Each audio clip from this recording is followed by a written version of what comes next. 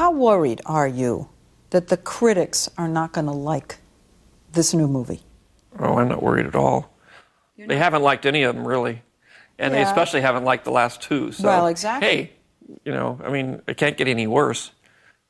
Yeah, but come on. I mean, when they go after your writing, your directing, it has to hurt. Oh, it always hurts. It has to hurt. It hurts a great deal. But part of making movies is you get attacked, and sometimes in very personal ways.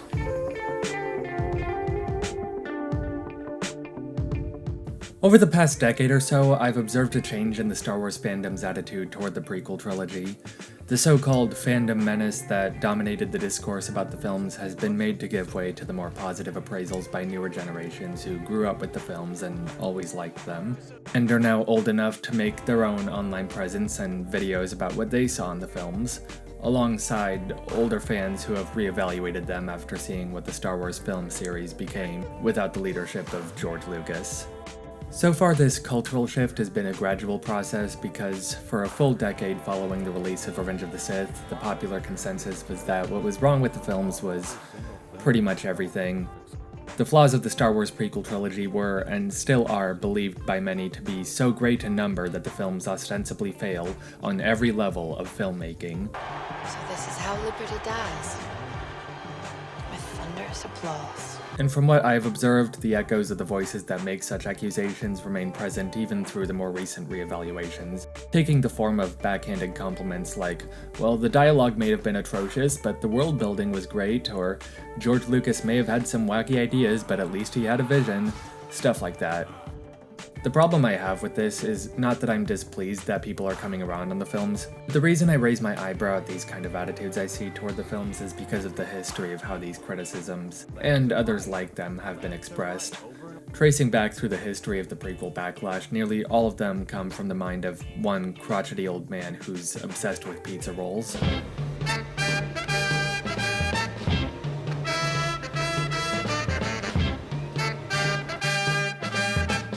Hi everyone, it's me, Mr. Plinkett. Red Letter Media is a YouTube channel created and run by Mike Stoklasa, Jay Bauman, and Rich Evans. In 2009, they rose to internet notoriety with Stoklasa's review of The Phantom Menace. Its 70-minute runtime was eye-watering by the standards of early YouTube, which at the time limited video length to only 10. The review became an astounding success for them, amassing millions of views and getting shared around like crazy. This review has become regarded by some as the gold standard for online film criticism. I've seen it referenced hundreds of times in other videos about Star Wars, and even in cases where another YouTuber mentioning it concedes that they might disagree with some of the points they made in it, they must always defer to its supposed brilliance. Part of this reputation comes from its unique presentation. Mike Stoklasa plays an original character named Mr. Plinkett, a serial killer with a nasally voice who has a bad habit of straying wildly off topic when he discusses the film at hand. Stoklasa had decided upon presenting his review in this style because, by his own admission, he didn't have confidence in his ability to hold a viewer's attention without such a gimmick. This is the first inkling into his approach to film criticism that I found noteworthy, but it won't be the last. Despite his commitment to the character, I'm gonna pretty much exclusively refer to Mike Stoklasa in this video. Despite the exaggerated mannerisms and speaking style of the Plinkett character, he's just a mouthpiece for Stoklasa's actual opinions. And even when I refer to Red Letter Media, or RLM for short, within the context of this video, Stoklasa and RLM are the same entity. Mike created the company and the channel, and while their videos feature other people, these other people are his friends, and in relation to my focus in this video, these other people share his opinions about Star Wars. I went back and forth for quite a while, years actually, on whether or not to make a project like this, and even now I think I'm kind of taking a risk in making and publishing this video, because again, this is one of the most popular online movie reviews ever made, and it's not like they're a recent phenomenon either. These guys have been around for years and have a pretty beloved reputation. Unfortunately, most of the statements made in this video are wrong. Either factually wrong or spiritually wrong. These two types of wrongness are symbiotically linked, as I will attempt to communicate throughout this video. I doubt the actual criticism Stoklasa makes in his 70-minute Phantom Menace review would actually convince anyone who is neutral on the film to hate it. I hypothesized that the reason it became so successful is because people who already didn't like the movie were charmed by the gimmicks of Stoklass's style and the then unheard of runtime. And I think they took his criticisms as gospel because they believed his thinking was as sound as the review was entertaining. And I think they became emboldened by the video's notoriety to continue propagating his criticisms without thinking critically enough about whether or not his thinking was actually sound. I haven't seen nearly enough response to these reviews that directly challenges them on their actual merits as film criticism. There was this one guy using the pen name Jim Raynor who wrote a 108-page response to Stoklass's review, but Stoklassa himself then just mocked it in an ad for another project of his. You know, in media studies, this is called recuperation. There are some other works that have spoken out against RLM, but it's usually a secondary function to these works' respective main purposes. A guy named Brian Young did publish a multi-part rebuttal that was similarly detailed to Raynor's, though in a more editorial approach and with cleaner language. Unfortunately, as far as I know, this response is unfinished. He titled each post Part blank of 7, but never actually published Part 7, at least not that I can find. I don't know why, maybe he just lost interest. He did mention the comments and messages he'd received from RLM fans, and as you can likely imagine, fans of this review that has a whole subplot about kidnapping and torturing a sex worker are very cool and normal people. So it may be that he didn't feel inclined to complete this response because of that. What I'm getting to is, I've felt compelled to communicate my thoughts about this review for a while, but I was disinterested in doing a point-by-point rebuttal. For one, that's just not how I roll in my writing, and also, the problems I have with this review form a through line from factual inaccuracies about the story, all the way up to how they speak about George Lucas as an artist. But just as I said that I don't think RLM actually convinced anyone who didn't already hate the film to hate it, I don't expect my statements to convince anyone who hates the film to love it. Rather, I'm speaking more to people who are mixed on the film and or those who have seen Stoklass's review but may now be reconsidering its value. I want to verbalize the understandings I've developed about the film and why these reviews shouldn't have ever been celebrated. My goal for this project is not just to take Stoklassa to task for what he says, but more to communicate the deeper, more spiritual deficiencies in the negative view that he and his fan base has for the Star Wars prequels.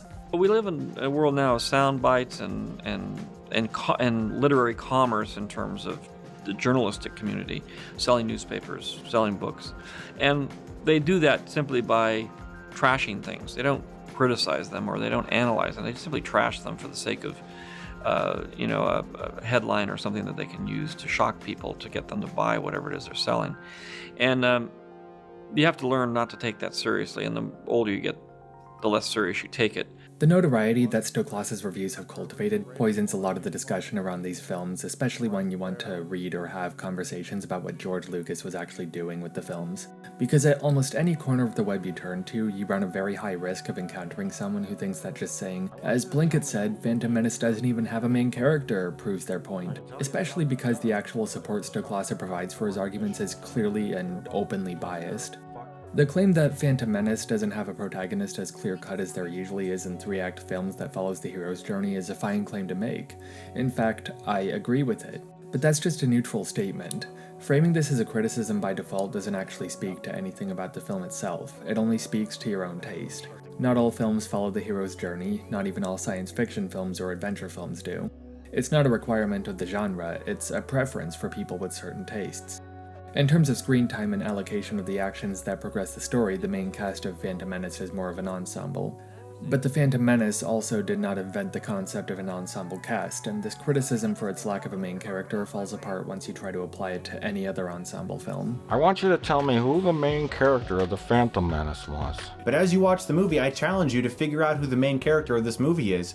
You can't! Who's the main character of this movie? Even so, Lucas explains on the commentary track that the Phantom Menace does follow Queen Amidala's story from the points of view of the two Jedi.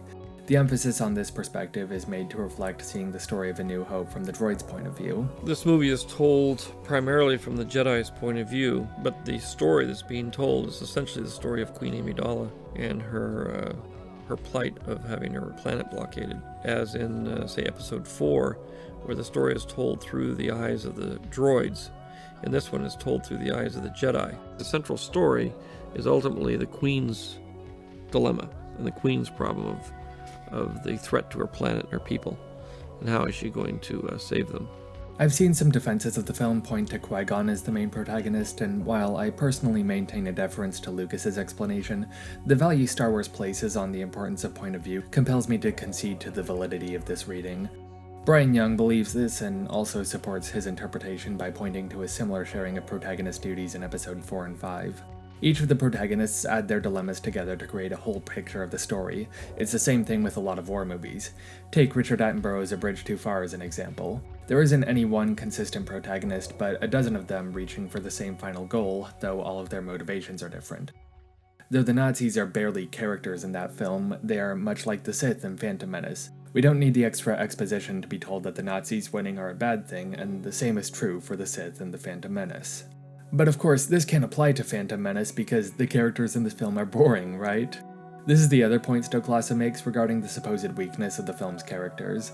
He does an exercise with some people by asking them to describe characters from both A New Hope and Phantom Menace, with the restrictions that they can't describe their appearance, profession, or job in the movie.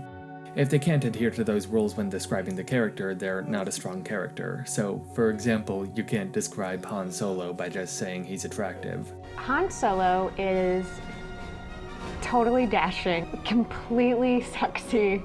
As you can likely predict, the people interviewed appear to struggle to describe any character traits about Qui-Gon or Padme. Simple, right? Character's bad. Now let's talk about the ways one can run the risk of asserting their own biases into their grounds for their arguments.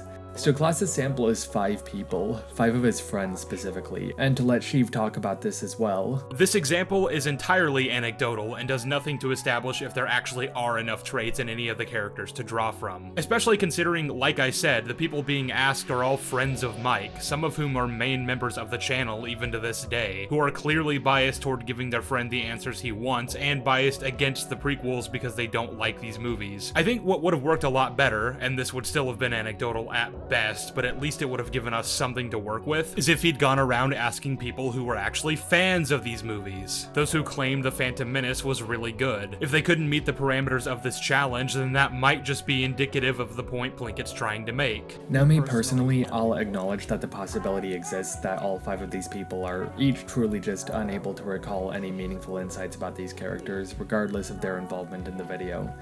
But that still doesn't mean no one else is.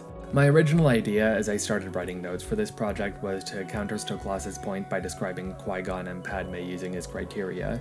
But since Sheev Talks and Brian Young already go on to do the same in their responses, I'm going to sidestep that and instead embrace reducing them to archetypes and evaluating their value on those terms. He's an older, stern Jedi who is really stern. Han Solo is a scoundrel with a heart of gold. Qui-Gon Jinn is a maverick sage. These are both archetypes.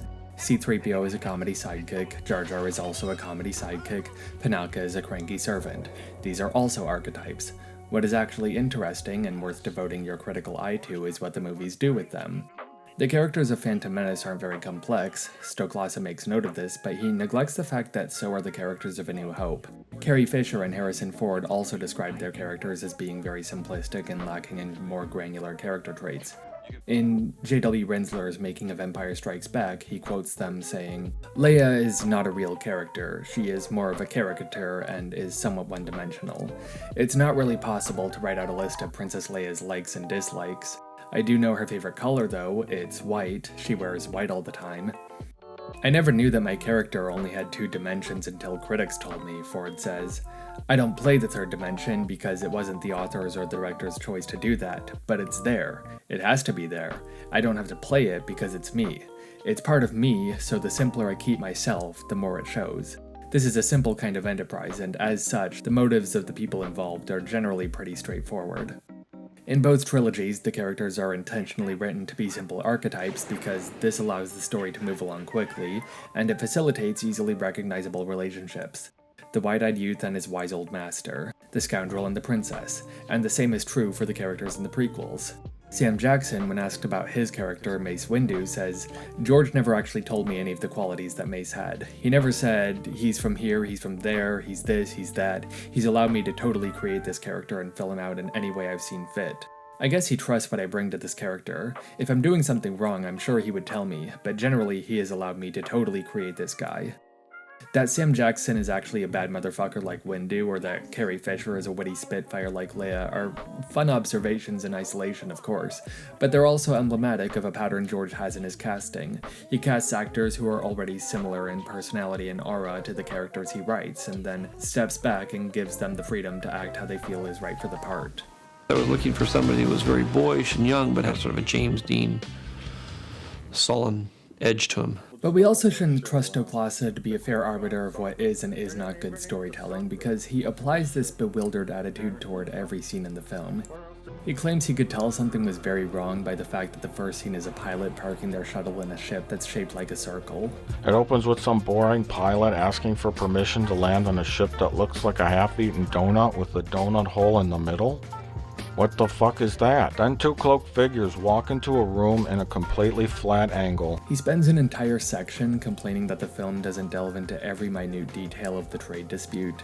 So the Trade Federation have set up a blockade around Naboo in order to stop them from getting space supplies. I don't get it. Why would an organization called the Trade Federation want to blockade trade? Right, so this commerce franchise uses interstellar routes to do their business. The Republic says they'll have to pay taxes for using certain routes, and they don't like that. Palpatine is using this as an opportunity to get the Federation to do something illegal. This will create a situation that will make the current Chancellor look weak and ineffective so that he can become elected the new Chancellor. So he tells them to place the planet under siege. And see, the Trade Federation goes along with this because greed can be a powerful ally. Stoklasa doesn't understand how Qui-Gon and Obi-Wan plan to warn the Queen of the invasion when they don't have a transport to get to the palace. He also doesn't understand why they ask Jar Jar to take them to a nearby city where they could acquire a transport to get to the palace. Mr. Spock would be astonished by his airtight logic. How is a totally isolated city underwater affected at all by the Naboo being attacked by droids on the complete other side of the planet?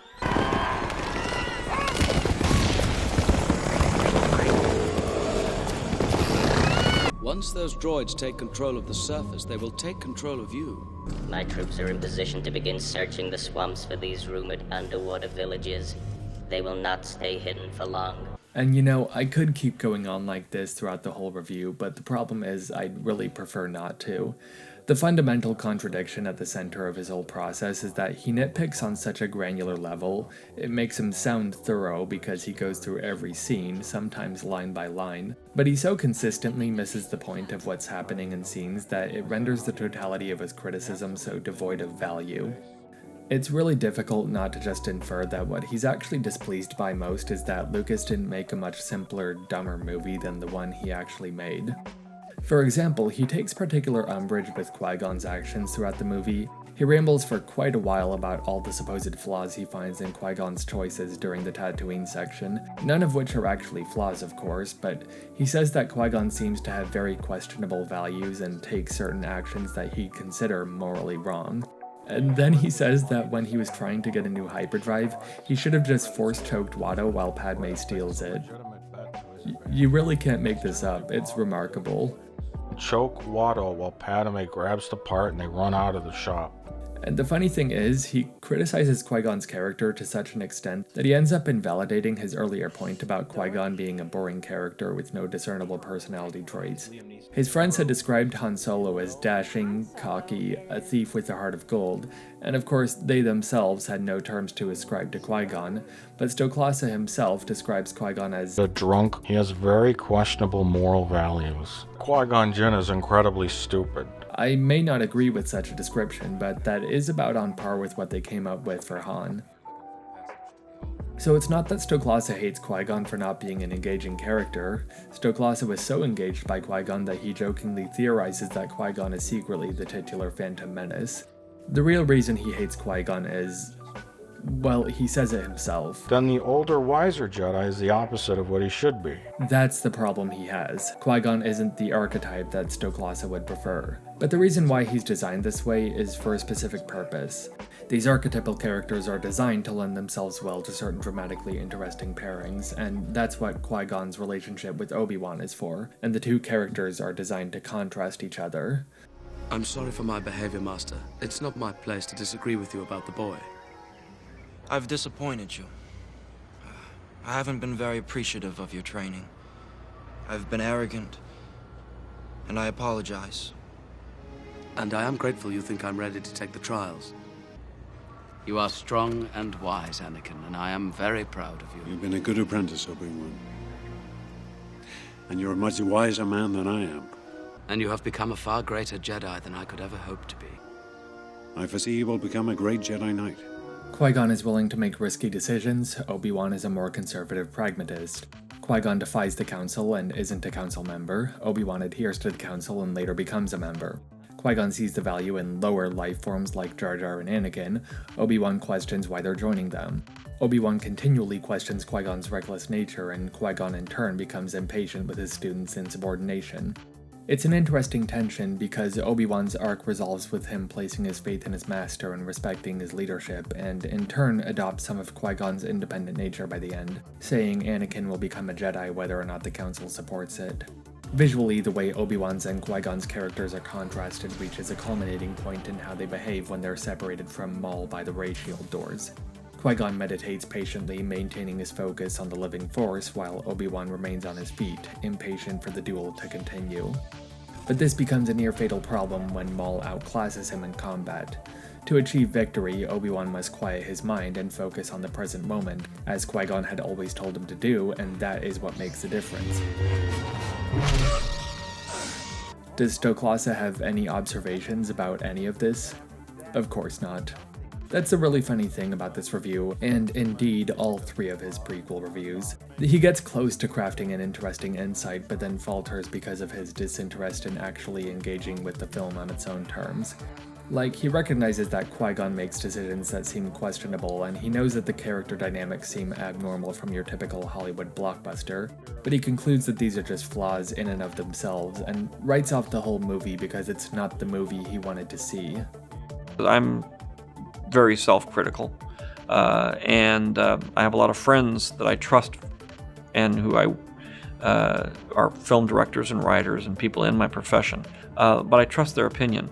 And their opinion is thoughtful, knowledgeable, and I also know them personally.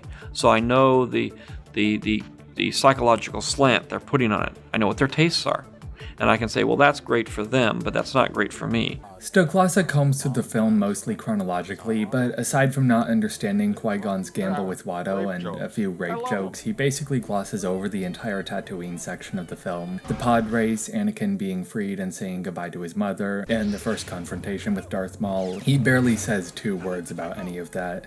In fact, aside from a few glib comments about how boring he thinks Coruscant is, he barely says anything about that section of the film as well, only resuming his usual level of nitpicking at the scene where Qui-Gon explains midichlorians to Anakin. I'm not lambasting him for this. It's fine to not discuss something in a movie if it's not relevant to what you want to focus on, but I do think it's strange that this review is heralded for saying everything there is to say about this film, plus a whole bunch of stuff no one else ever thought of, and says basically nothing about an approximate third of the movie. It's especially strange considering that the sequence of Anakin being freed and having to leave his mother is the focal point of not just this film, not just this trilogy, but George Lucas's entire Star Wars saga.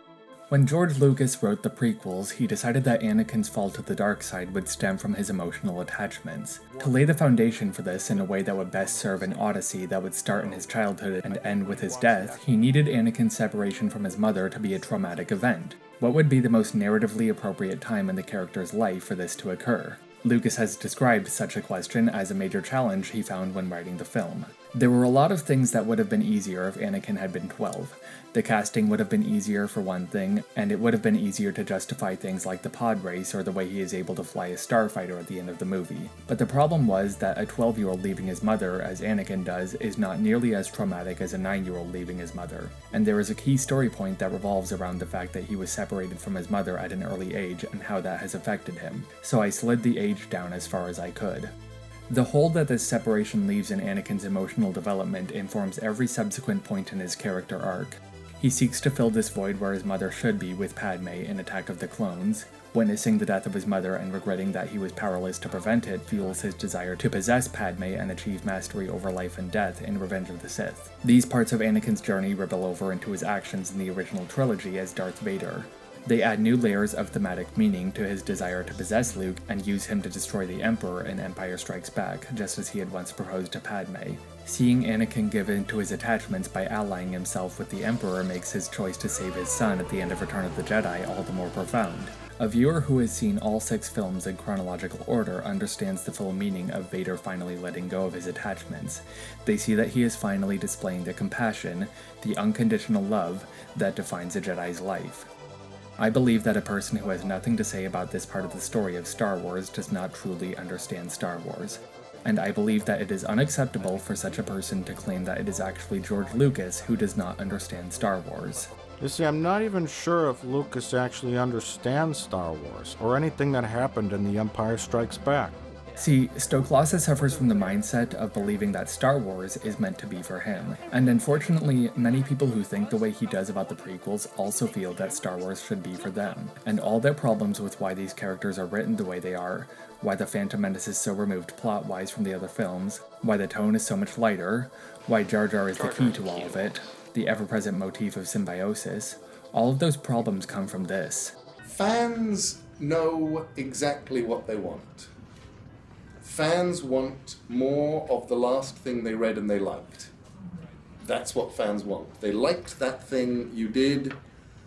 They would like another one of those, please. But that isn't what George Lucas believes. What he says, what he always says, is that his Star Wars films are for everyone. Well, it is a kid's film. You know, I mean, adults like it. It's for everybody, obviously. And what this means is, when he set to work on making the prequels, he had a choice to make on who it was most important to make the story for. The one generation that grew up with the original trilogy and yearned to be reminded of how they felt when they first saw Star Wars when they were 12, or the children who are going to see Star Wars for the first time in 1999. And not just those children, but every child, everyone, of any age, through every generation, who at some point in their lives would have the opportunity to experience Star Wars for the first time as it was meant to be experienced. Guess which choice he made? Lucas had always known that some fans would be displeased by the prequels. Before the release of Phantom Menace, he knew that older adults who grew up with the original films would turn their noses up at the more child-friendly, sunny tone. He knew that fans who liked Star Wars for the badass action wouldn't like the emotionally forthright romance in Attack of the Clones. And when he was making Revenge of the Sith, he said that he was telling the part of the story that longtime fans would be most excited to see play out. Lucas has always had a strong understanding of how people would react to each Star Wars film upon release.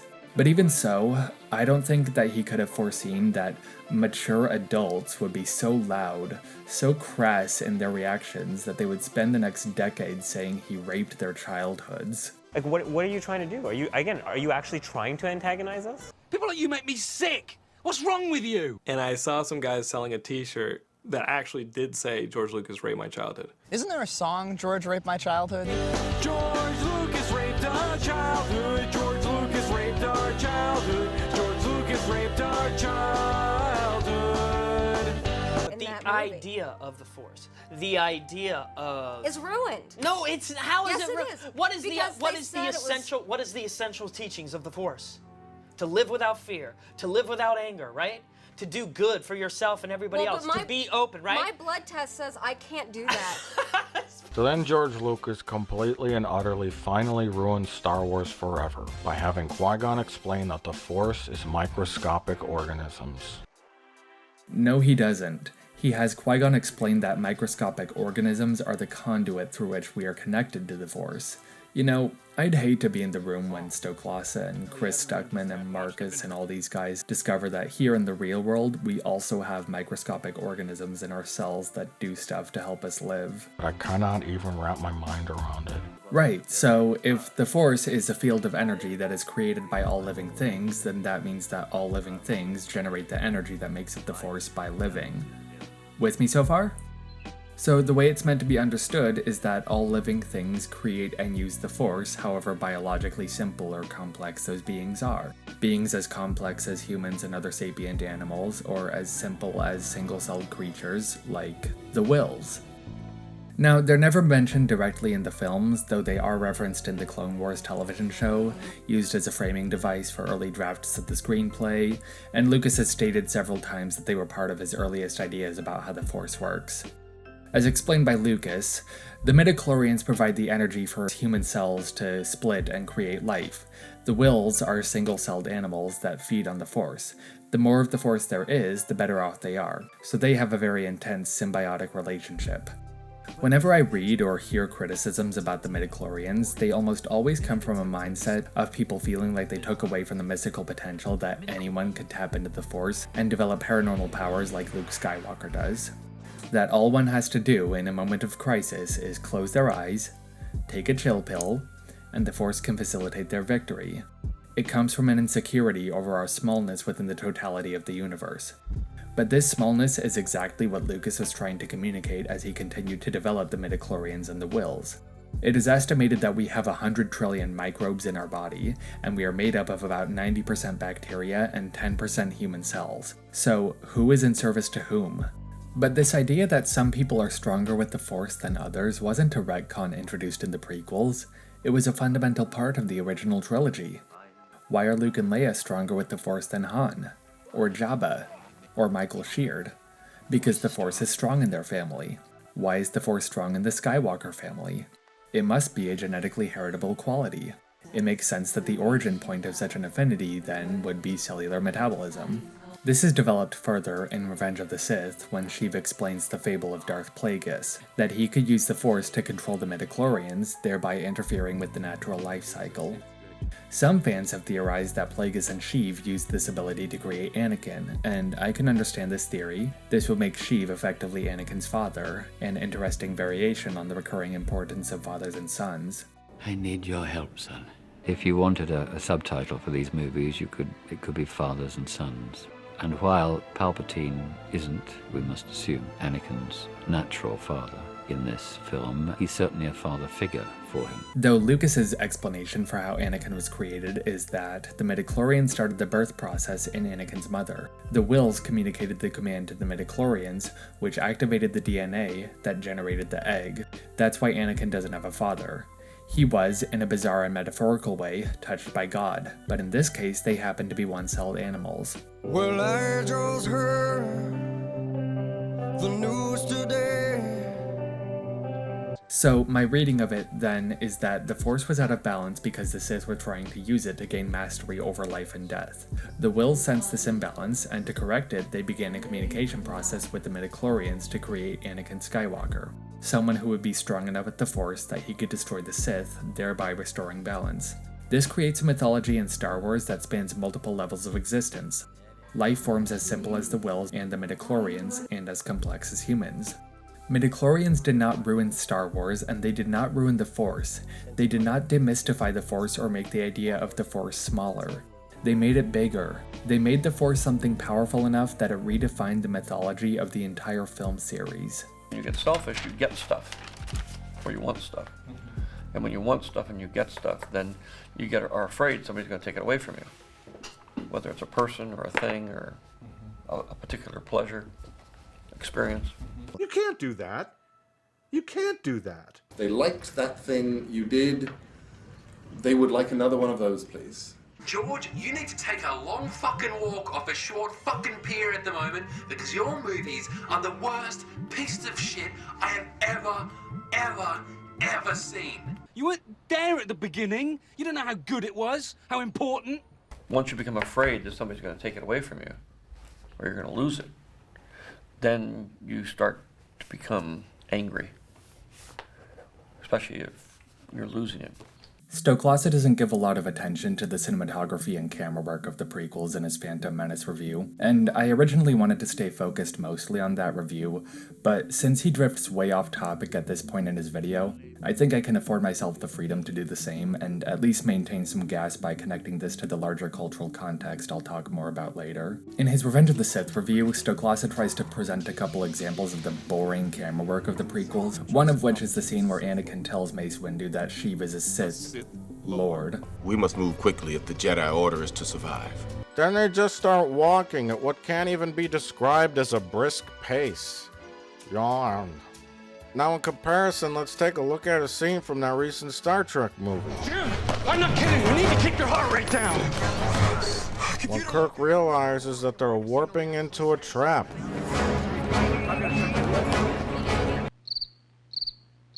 He just can't wrap his head around why Windu would act with deliberation and care as he goes to arrest the Chancellor, rather than sprinting through the hangar bay as the cameraman has a seizure. How about a sudden swell of action music as they run and the camera follows behind them at a frantic pace to gather other Jedis to go confront Palpatine? I don't know. Maybe Samuel was being discreet or whatever, but the other way just sounds more exciting in a movie.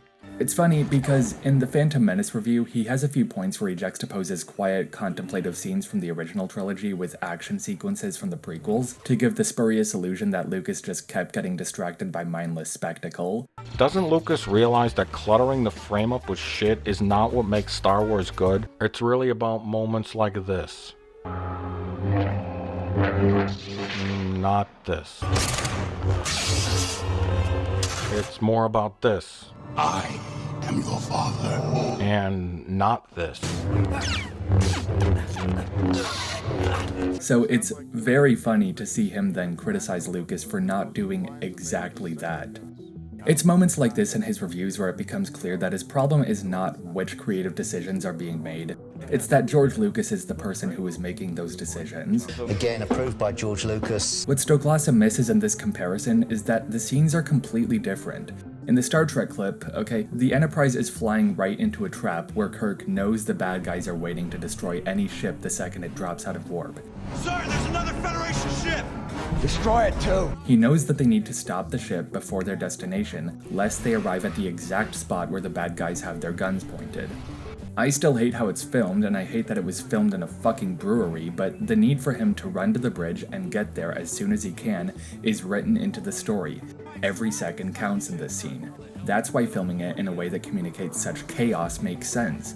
But what in the galaxy would Mace Windu need to run in a similar hurry for? He doesn't need to arrest Sheev before Sheev leaves Coruscant for some unknown destination. He doesn't need to arrest Sheev before Sheev blows up a planet. He just needs to arrest Sheev soon. Also, Mace was already planning to go there anyway. The very last scene he is in before this one is him and other members of the council deciding that if Sheev doesn't immediately relinquish his power after the death of Grievous, they would need to remove him from office and take control of the Senate directly. We're on our way to make sure the Chancellor returns emergency power back to the Senate. Why would he need to run around to gather other Jedi? He already has other Jedi with him because he is already about to go to Sheev's office. The information Anakin tells him doesn't change Mace's plan in terms of where he is headed. It just adds a completely new layer of importance to their already existing goal of confronting Sheev. But maybe you still agree with Stoklasa. Maybe the calm camera movements and subdued acting still grate on you because they show that Lucas didn't know how to direct his actors. There's always this good in you at this point. The good part is saying, what am I doing? And the bad part is saying, I'm doing this for Padme, I'm doing this for us, and it'll be better for the universe, it'll be better for everybody. You know, but there's always this little part in you is saying, what am I doing? After all, Lucas had completely forgotten how to make movies. He didn't even know when to say action or cut. I'll say action. Sometimes I forget. People forget. If I forget to say action or cut, just step in and say action and cut. His own team locked him out of his facilities at Skywalker Ranch. Even I can't get past the security. He berated members of the story group in front of everyone. And I want you to get out of this office right now. I'm sorry, Zed. No way. You brought it on yourself. I don't want you here. Sometimes, he'd even get into physical altercations on set. Because you get bopped on the head real quick. So of course he couldn't connect with his actors at all, and that's why these adults talk to each other like adults, instead of shouting. Instead of hunting near Meanwhile, the true master, J.J. Abrams, he knew how to connect with his actors and get on the same page with them about scene direction.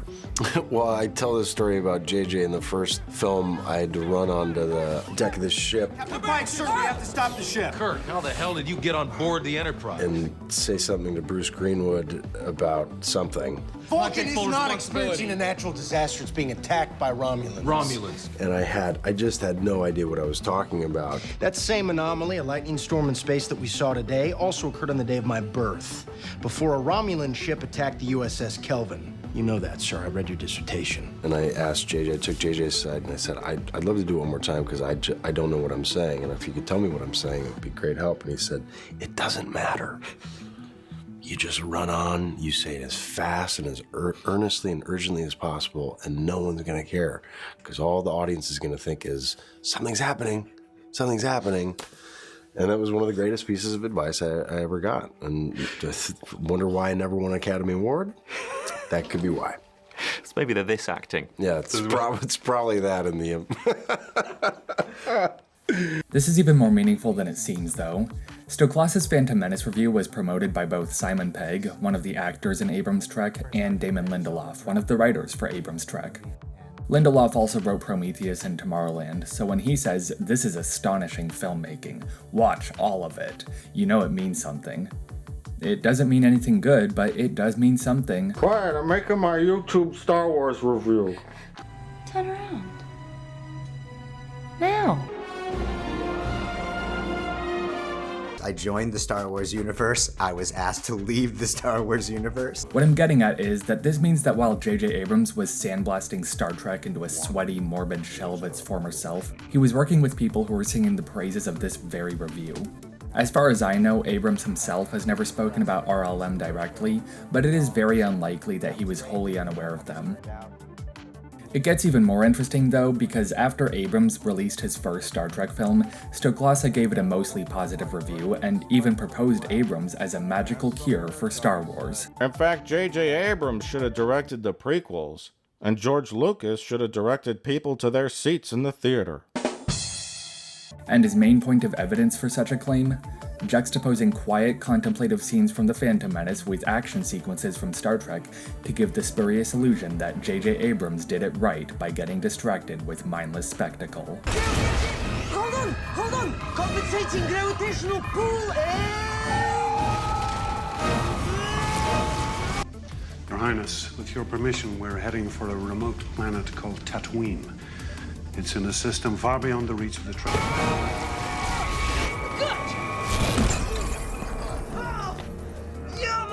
In RLM's Episode 9 review, Stoklasa qualifies this by saying that he wasn't praising Abrams' writing, only his directing. So please keep that in mind as we gaze upon clips of the sordid, sloppy, unfocused, lens flare-stricken fever trip that is Abrams' directing.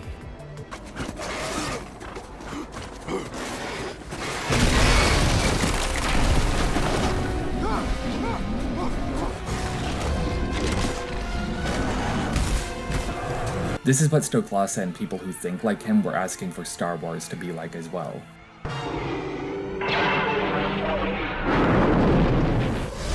My computers are better than yours. They can dislike it all they want now, and Stoklasa can backpedal on his comments about Abrams all he wants. This is not my fault. But this, right here, this is what they loved. This is what they were demanding more of. Last but not least, there's one more very large structural change that occurred in the edit, and that of course was the entire finale. Finally, we reach the climax of the film. Qui-Gon and Obi-Wan go back as well for no reason, and they bring the little kid to a war zone for no reason. You know, I've spent a lot of time explaining why the things Stoklasa says aren't true, but there is one thing he said that I believe wholeheartedly, which is that as he wrote this lovely analysis, he only watched the movie once and paused on every line to complain about how he couldn't understand anything that was happening. I don't think he realizes in this interview that he's tattling on himself. Please God, make it stop. Make it end. Let's see, why did Queen Amidala go back to Naboo? Well, in the last scene, she understood that the Senate would not help her with Naboo's crisis, so she decided to take matters into her own hands. And why did the Jedi go back with her? Go with the Queen to Naboo and discover the identity of this Dark Warrior. Because the council said so. They directly tell Qui-Gon and Obi-Wan to go with her and figure out how the Sith factor into all this. These aren't the kind of things you have to spend paragraphs trying to rationalize your own headcanon defense of. All you have to do is just listen to the dialogue that characters are saying. It really is that easy. And the reason why it is that easy is because when Lucas was writing the story, he must have paused and asked himself, what is the reason the characters have for doing what they are now doing? And upon figuring out an answer, he then wrote an explanation into the scene. Now, as for Qui-Gon bringing Anakin along, this is the one thing that I can see someone taking issue with. But that's also the one thing that Lucas acknowledges as an issue, and in his commentary track he says it's something the audience just needs to get past. This was a little tricky in writing the script, and that I didn't want Anakin to become a Jedi yet, because I'm saving that for the end of the movie. But at the same time, I still had to have him tag along. And I was able to use really the device of the fact that Anakin had been put in Qui-Gon's care, and that he had promised his mother that he would take care of him, as a way of allowing them to take the boy along with him on this trek to the next, third of the movie. One of the difficulties of writing a script with lots and lots of characters is you have to be able to rationalize why everybody is along. But when you got a situation like this where there isn't any mandate that they stay together, that they're there for transitory reasons that are constantly having to be renewed as the plot progresses, it becomes much more difficult to be able to get all the characters in on the act and take them along on whatever journey you're going on. Move along. All of a sudden, the whole blockade is gone too, and there's just one ship. Where'd they go? That's convenient. Very convenient. The good guys can just cruise on in. Conveniently. Anyway, remember how the Trade Federation invaded the planet? And remember how they put everyone in prison camps? And do you remember when the bad guy said, "We are in complete control of the planet now"? Do you remember it? Do you remember it? So as for why the blockade ships are gone, me personally, I think they're gone because there's no longer any need for the blockade to be there. But of course, this is all just small potatoes to the real problems with the climax. Problems like the story, the characters, the pacing. As Stoklasa explains, the entire end battle is comprised of 4 different action sequences, all with different tones and levels of pathos. The entire sequence is not only the climax to the plot, but also the culmination of the theme of symbiosis. The primitive Gungans go to war with the technologically advanced droid army, Jar Jar and Anakin both stumble their way through most of their heroics but succeed, Padme's mission to apprehend the Viceroy can only happen because the Gungans draw the droid army away from the city, Qui-Gon and Obi-Wan, the master and apprentice, duel the Sith to divert his attention from Padme, and Anakin's fate lies in the outcome of this duel. The 4 sequences must progress in a way that feels organic, not just as individual sequences, but together as one larger climax, and the success of this must be twofold. First, the points at which we cut between each individual sequence need to feel tonally right. That is, Qui-Gon shouldn't die immediately before or after Jar Jar's Buster Keaton homage. And second, the cuts need to make sense causally. That is, Anakin needs to destroy the droid control ship before the Gungans can celebrate their victory on the surface. And whether or not the editing is helping to achieve these goals are the kinds of problems that a director and his team answer when reviewing the rough cut. Seems like a lot of short scenes. It's bold in terms of jerking people around, but I may have gone too far in a few places. Even if the visual effects, sound mix, and music were all completed, it would still be near impossible on just the editing level alone for a sequence this complex to be perfect on the first try. But that's not what a rough cut is even for. The director and his team watches and reviews the rough cut specifically to figure out what isn't working in the film. And for the editor, Ben Burtt, what wasn't working was the tonal balance. In a space of about 90 seconds, you go from lamenting the death of, a hero, to escape, to slightly comedic with Jar Jar, to Anakin returning with his little kind of tag. It's a lot, and it's a very short time. So in this cut, the order of scenes in the climax went something like this, abridged for both time and copyright. Promise me you will train the boy. Yes, Master. Now this is pod racing. The control ship has been destroyed. Look! They are broken. I'm not gonna get in trouble, am I? Notice that in the final cut, that last scene isn't even included. Instead, the film shows the victories of every other sequence before going back to Qui-Gon's death, which also has the effect of keeping that story thread more fresh in the audience's mind when Obi-Wan and Yoda discuss Anakin's future during the denouement.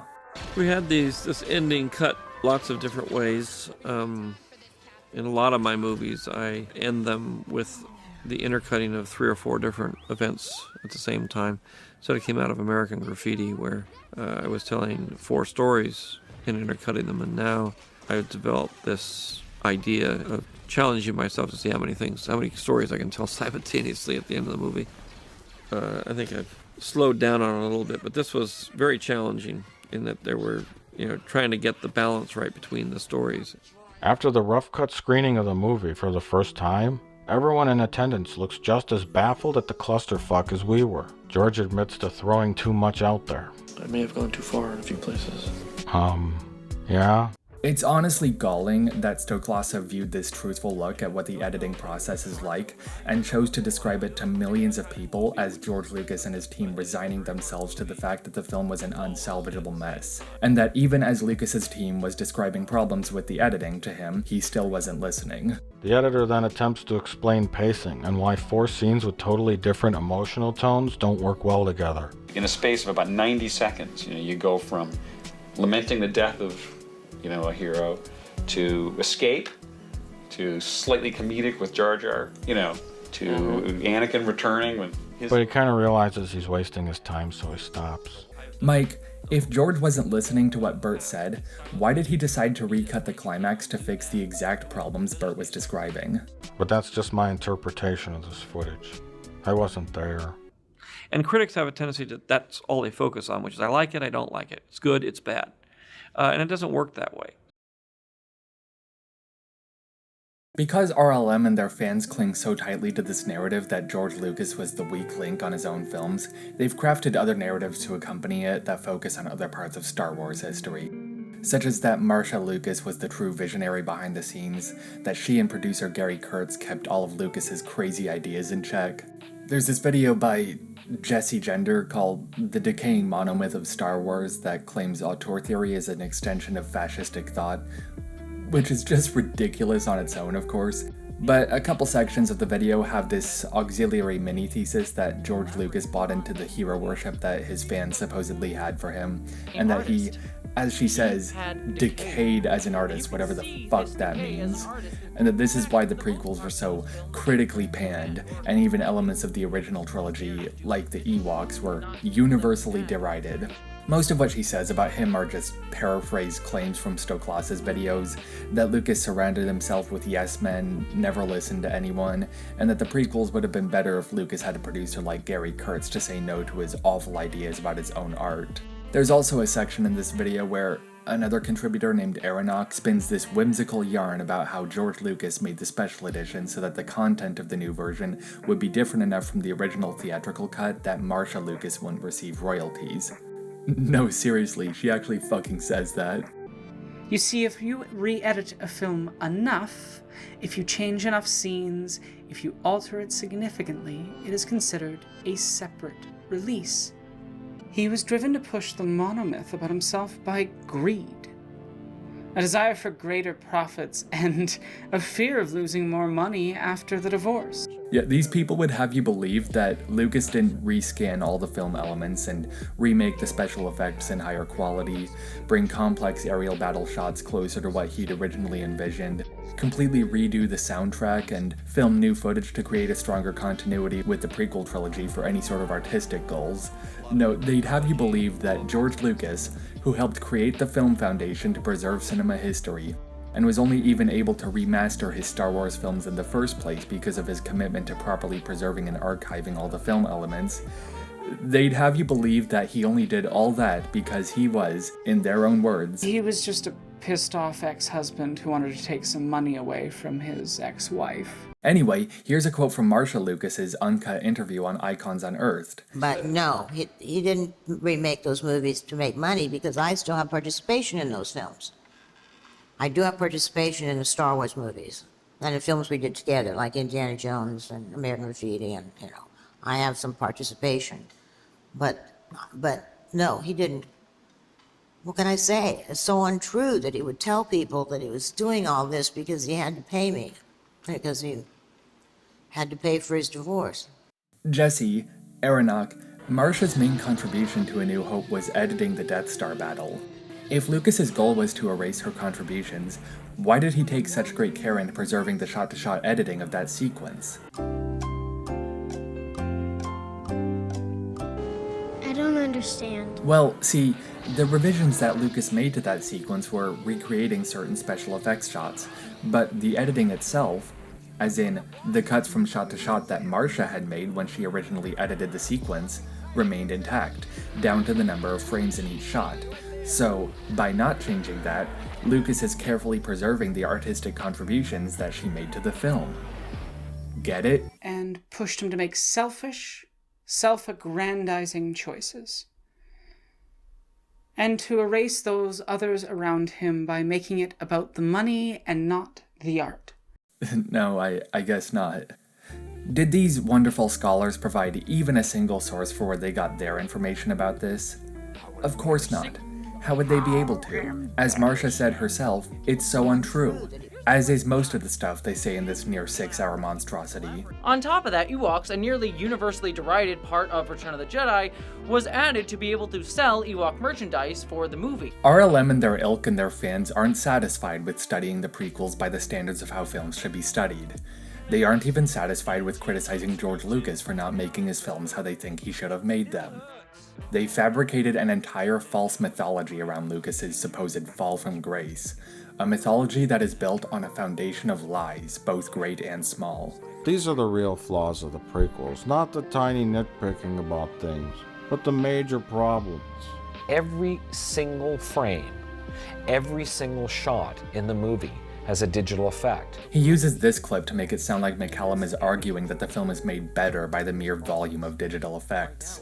He's not. He's explaining why their decision to shoot the principal photography on digital cameras made for a more cost-effective and efficient production. Every so often you'll catch some looks of confusion and mistrust.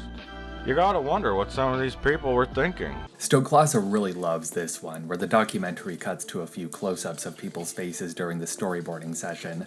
I mean, look at how absolutely terrified they are. Even in pre-production, they knew Lucas's film would be a disaster. But one question pops into mind: what exactly is Lucas doing here? Well, kids, he's marking up the storyboards to illustrate what would be done practically and what would be done digitally.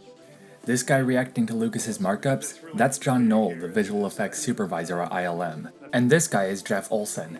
He supervised the building of the practical models for Phantom Menace. His job was to gather info on set to coordinate with Steve Gawley, the head of the model shop, so they could blend the physical models and miniatures with the real sets. So if you want to assume his expression here indicates nervousness, that's fine, I can certainly see that. But considering what his responsibilities were, I think it's most likely he'd have been daunted by the vast number of practical effects Lucas is revealing he'd have to accomplish. But even with the enormous workloads the artists on the prequels were assigned, the idea that they were all just relegated to yes men who never provided any of their own creativity couldn't be further from the truth. There's plenty of reading material about the making of the films that disproves this. All you have to do is actually read it. Reading can be fun, you know. As described in J.W. Rensler's Making of Revenge of the Sith, the artists were afforded ample freedom, to the point that their ideas actually influenced Lucas's writing process. McCallum points out that while most directors work solely with a production designer whose concept artists report back to him, Lucas prefers to work directly with the artist before attacking the script in earnest. These preliminary visuals serve as inspiration for writing more than anything else, he says, but the minute George makes a decision in the art department, I relay that information to Tricia Bigar, Gavin Buckett, and David Tattersall. The level of commitment to communication is tremendous. As Lucas's writing enters a new phase, work in the art department becomes more closely tied to the emerging script, and though the artists still engage in a great deal of free-flow conceptual creation, they're also very much involved in detailing out approved concepts. By all accounts, Lucas's team enjoyed the work they had to do.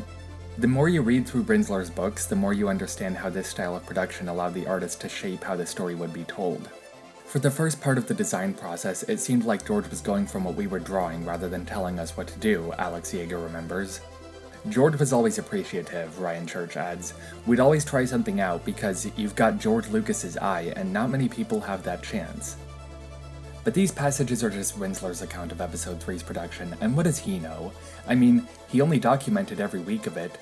And what did Stoklasa say again? Now again, I must stress, I wasn't there and I can't pretend to know all the goings-on behind the scenes. Yeah, so with these two equally valid but mutually incompatible testimonies, I just don't know who to trust.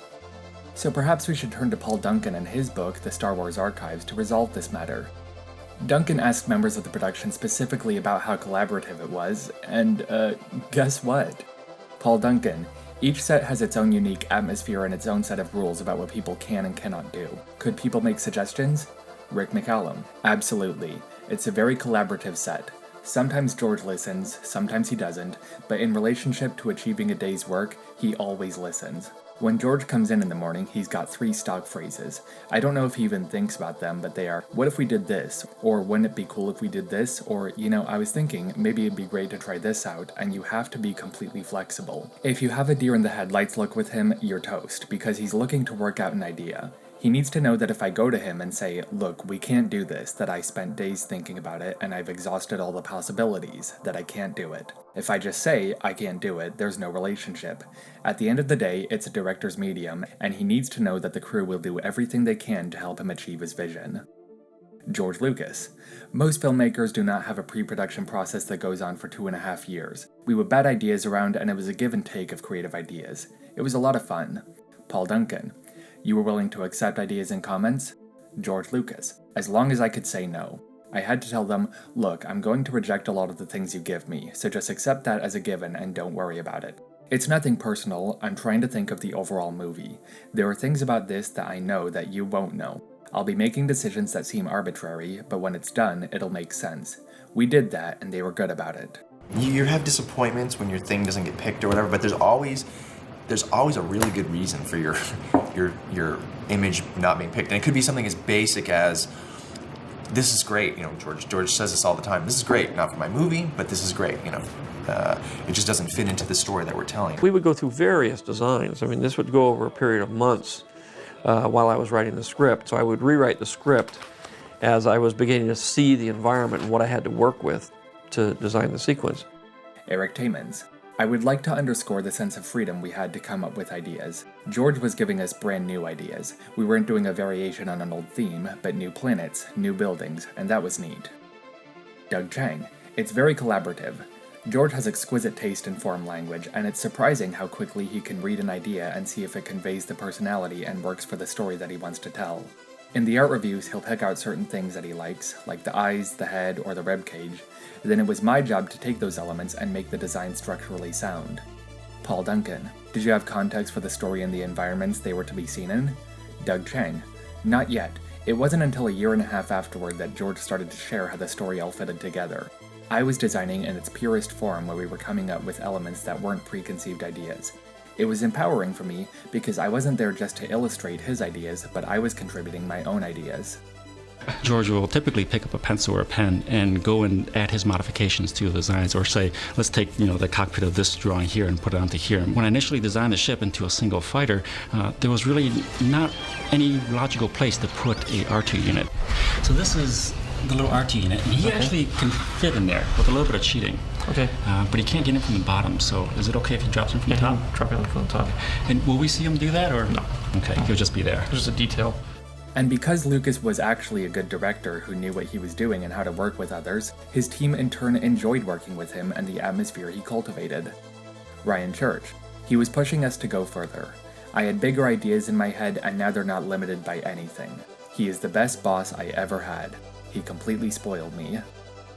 The myth that Lucas surrounded himself with slavishly obedient yes men affects how people perceive members of his team as well. After Lucas himself, the next most frequent target of ridicule is Rick McCallum. Stoklasa pulls this quote from Gary Kurtz, positing that McCallum somehow failed as the prequel trilogy's producer due to not challenging Lucas enough. But as the quotes we heard earlier prove, McCallum just knew what his job was and was good at doing it. By the time Lucas started writing the prequels, McCallum had already served as producer on the Young Indiana Jones Chronicles. Lucas had used this show as a vehicle to test out many of the visual effects he would develop in the prequels. On The Young Indiana Jones Chronicles, which was shot on 16mm by the way, George was already tampering with digital additions, digital extensions, and replication.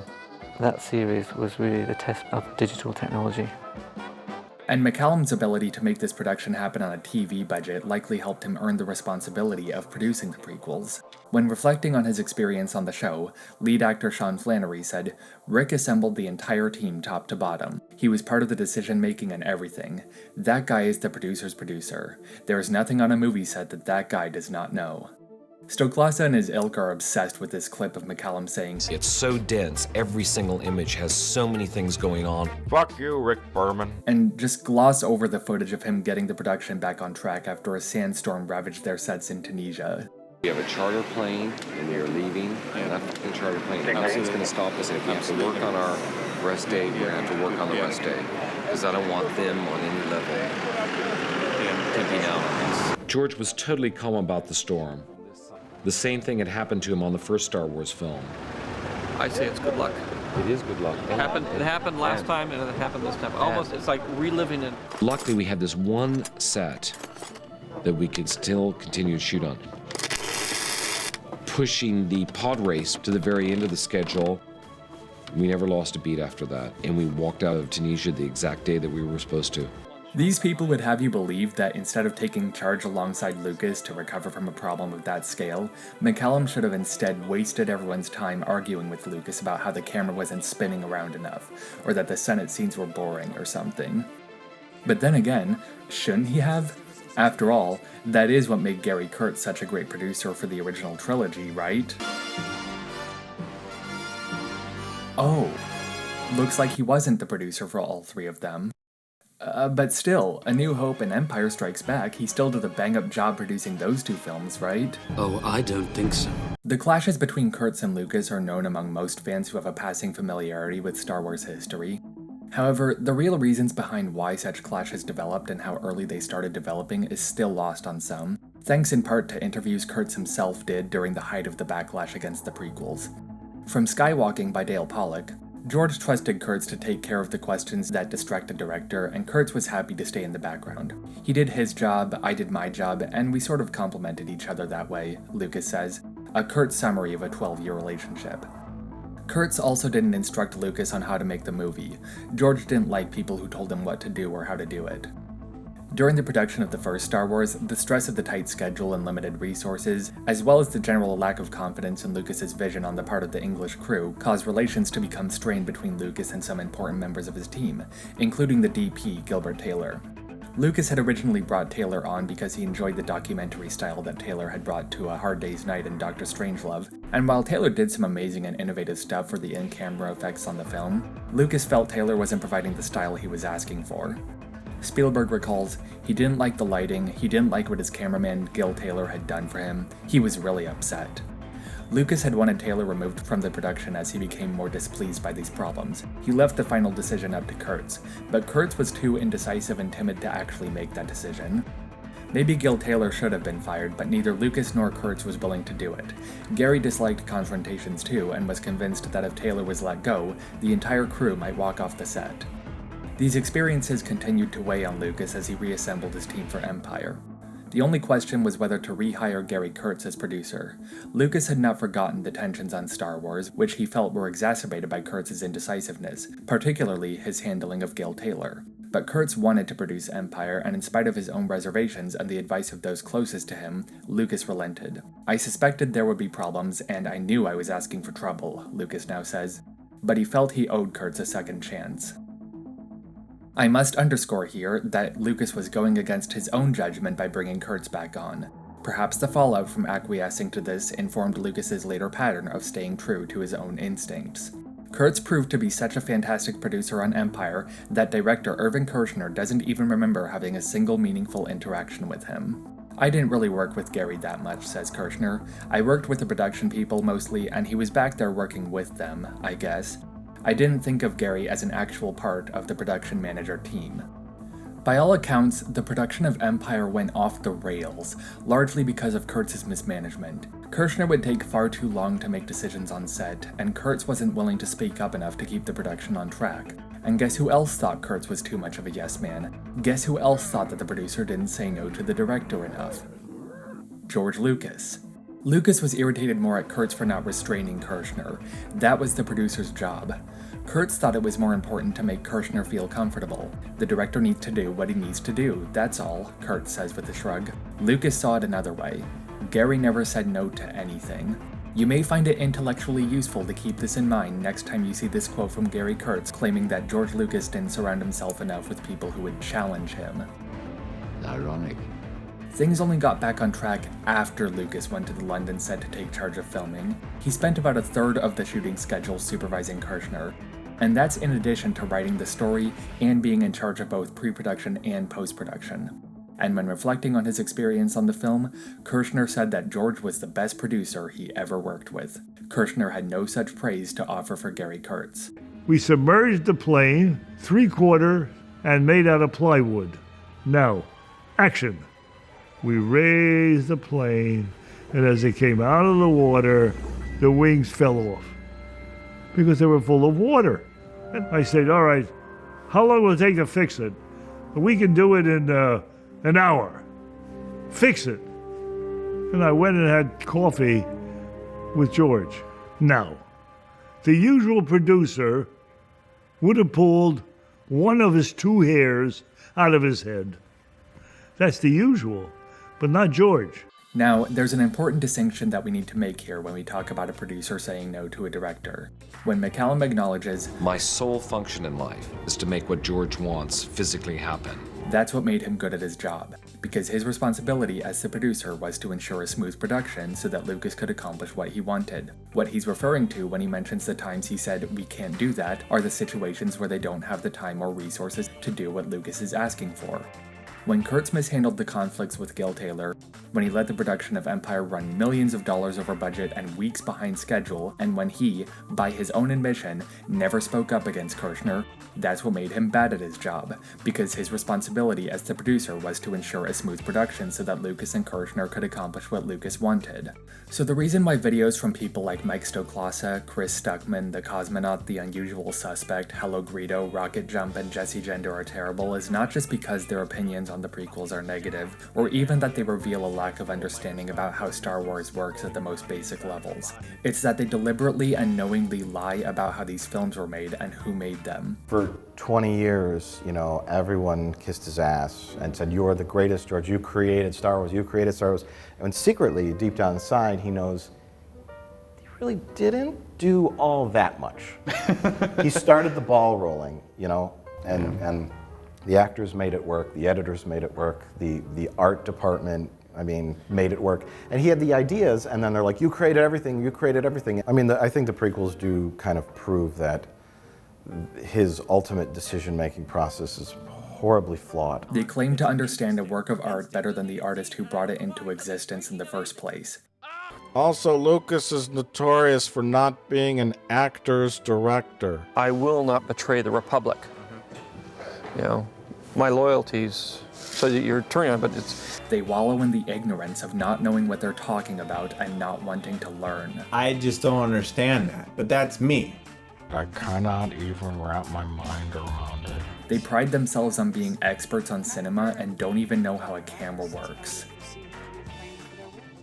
This is the kind of internet film criticism that has defined generations, and all you had to do to argue your thesis was tell bald-faced lies about one of cinema's most important artists while cosplaying as him. If these people cling so tightly to the belief that all great art, all of it, comes from the collision of several people's incompatible ideas, and that it's always a net positive when one artist's vision is compromised, I hope they never learn about Satoshi Kon, or Stanley Kubrick, or Terrence Malick, Hayao Miyazaki, Tom Moore, Bill Watterson, Arthur Sullivan, or really just about anyone whose art is outside the purview of children's adventure films brought to you by Disney. But me personally, I think it's well past time that we give George Lucas the respect he's earned, and thankfully I'm not alone in that belief. For anyone who has stuck around to the end of this video, First of all, thank you for hearing me out. And second, if you seek works that actually display an appreciation for Lucas and at least attempt to understand his films, here's a couple recommendations. Rick Worley's How to Watch Star Wars series is sublime. He has two main parts, one on the storytelling of the prequels and another on the special editions, as well as a video discussing the importance of midichlorians and the Wills in Star Wars lore. I had always known that the Star Wars films all visually quote each other and quote other movies, but I didn't realize the full extent of how much they do until I watched Worley's videos, where he presents all the examples he could find. I ripped off that idea from my Kingdom Hearts 358 Days video, by the way. Nerdonymous' video, How Star Wars was saved in the edit, is fantastic as well. It calls out every ridiculous lie that Rocket Jump makes in their video, and has an entire section that illuminates just how involved Lucas was in the editing of that first film. I especially like how he weaves in and out of passages from his sources to chronicle what the editing of A New Hope was actually like, and modeled this whole section focusing on George Lucas after that.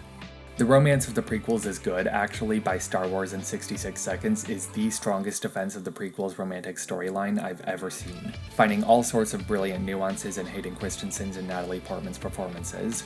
These, as well as several other great Star Wars and George Lucas videos, are collected into a playlist I've linked in the description. Many of these videos also call out other problems with the Red Letter Media reviews, so don't consider this video the be-all end-all when it comes to debunking everything they say. Again, that was never my real main goal here. These channels I mentioned also frequently reference J.W. Rinsler's Making of Star Wars books and Paul Duncan's The Star Wars Archives, so once you're done watching their videos, read those books as well, and get Paul Duncan's name right in your bibliography. Read Mike Klimo's Star Wars Ring Theory too. It'll open your eyes to the larger structure of how the Star Wars films connect with each other and what's really going on in the grand scale of the narrative. But the most important resource we have for learning about Star Wars is George Lucas himself. He's told the world a lot about these films, you know. Watch interviews with him, both old interviews and new ones. Listen to his speeches, watch the documentaries on the home releases, and be thankful for all the footage we have of him making his movies. Don't just point and laugh at his goofy moments. I mean, you can do that, he is a goofy guy sometimes, but also watch what he's actually doing, and listen to what he says, and think about it with your mind. And then, the next time you spot him eating at the mall food court, you'll know exactly what to do. Offer to buy him French fries.